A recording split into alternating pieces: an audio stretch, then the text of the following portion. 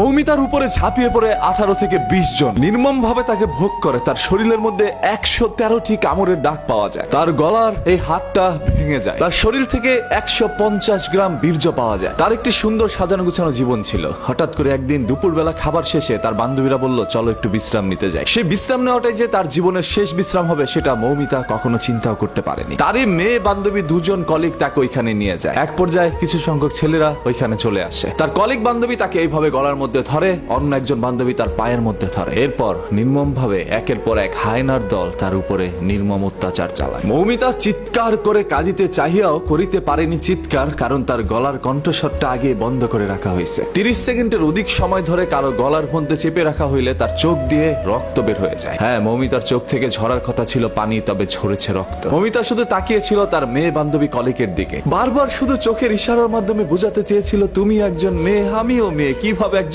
মেয়ে হয়ে আরেকজন মেয়েকে এইভাবে হায়নার হাতে তুলে দিলা? মৌমিতা চিৎকার করছে বারবার। ভাই, ও কাউকে বোঝাতে পারে নাই। মৌমিতা একটি ছোট্ট ভিডিওর মাধ্যমে মানুষকে একটি বার্তা পৌঁছে দেয়, যেখানে প্রকাশ পেয়েছিল তার সাথে ঘটে যাওয়া কিছু নির্মমতা। এরপর তাকে এই দুনিয়া থেকে সরিয়ে দেওয়া হয়। মৌমিতার সেই ভিডিওর বর্ণনা যদি আপনারা একবার দেখেন, তাহলে আপনাদের চোখ থেকে অশ্রু ঝরে যাবে। আজকে পুরো ভারতবাসী এটা নিয়ে প্রতিবাদ জানাচ্ছে আজকে বাংলাদেশের মানুষ। এবং এই ছবিটি ফেসবুকের মধ্যে ঢুকলেই দেখবেন আপনার সামনে চলে আসছে। হয়তো আপনারা অনেকে পোস্টটা পড়ছেন না, শুধু ছবিটা দেখে ইগনোর করে চলে যাচ্ছেন। হ্যাঁ, কারণ ঘটনা তো আপনার মা বোনের সাথে ঘটে নাই বা আপনার সাথে ঘটে নাই, অন্য কারোর সাথে ঘটলে তো আর আপনার কিছু যায় আসে না। যদি আসলে আপনি একজন মানুষের মনুষ্যত্ব বেঁচে থাকতো, তাহলে অবশ্যই এটা নিয়ে পোস্ট করতেন, শেয়ার করতেন এবং প্রতিবাদ জানাইতেন। গতকাল থেকে অসংখ্য মানুষ এটা পোস্ট করেছে এবং মানুষ আমাকে বলছিল, ভাই এটা নিয়ে একটা ভিডিও বানান। এই সকল বিষয় তো আর মানুষের বলে দিতে হয় না, এমনিতেই চোখ থেকে অশ্রু ঝরে যায়। এই মৌমিতার জীবনে কি এমন ভুল ছিল ভাই? ও তো সুন্দর করে পর্দাশীল অবস্থায় ঘুরে বেড়াতো। ছবিটার মধ্যে আপনারা দেখতে পাচ্ছেন কি সুন্দর একটি মেয়ে। আজকে এরকম হাজারো মৌমিতা আমাদের দুনিয়া থেকে চলে যাচ্ছে, সেগুলো সোশ্যাল মিডিয়ার মধ্যে ভাইরাল হচ্ছে না। ওই সকল হায়নার দলগুলো এখন পর্যন্ত আমাদের সমাজের মধ্যে বিদ্যমান। এবং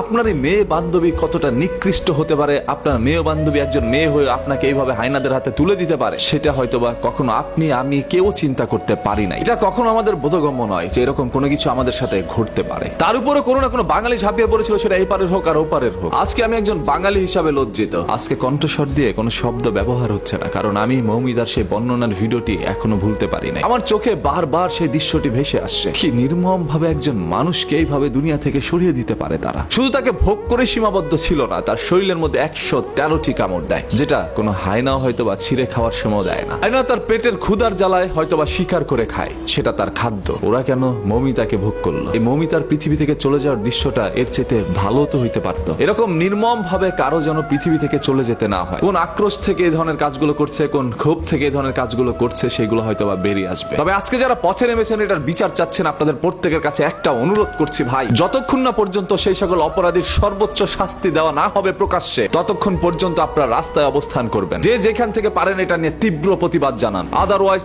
আজকে মৌমিতার সাথে, আগামীকাল আপনার সাথে, আপনার মা বোনের সাথে এরকম ঘটনা ঘটতে দেরি হবে না। আমি চাই না চোখের সামনে এরকম আর কোনো মৌমিতা জীবন দেয়।